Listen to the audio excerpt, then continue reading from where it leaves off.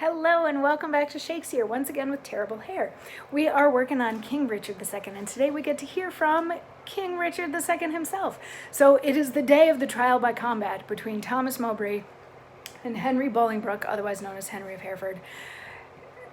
They are both calling each other traitors. It's possible that Mowbray killed the Duke of Gloucester at the instruction of King Richard II. So that's why Bolingbroke wants to kill Mowbray. Mowbray wants to stand up for his honor. They're about to fight to the death. They've both come and said, "You're a traitor." "No, you're a traitor." There's been all sorts of pomp and circumstance leading up to this. And then right before they're going to fight, like the trumpets have sounded, right before they're going to fight, the king throws his warder down, which is like hitting the pause button. He throws his warder down and says, "Let them lay by their helmets and their spears," and both return back to their chairs again. "Withdraw with us, and let the trumpets sound while we return these dukes what we decree."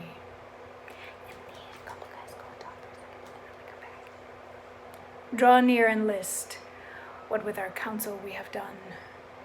For that our kingdom's earth should not be soiled with that dear blood which it hath fostered, and for our eyes do hate the dire aspect of civil wounds ploughed up with neighbors' swords, which so roused up with boisterous untuned drums, with harsh resounding trumpets' dreadful bray, and grating shock of wrathful iron arms, might from our quiet confines fright fair peace, and make us wade even in our kindred's blood.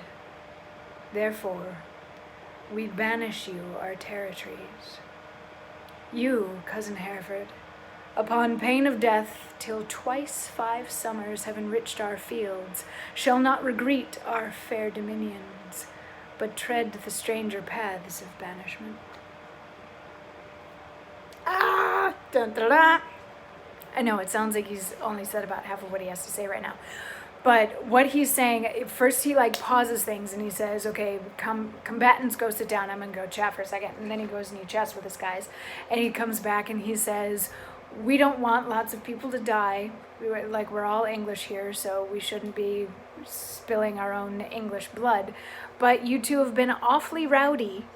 And this whole disturbing the peace thing with your rowdiness is not cool.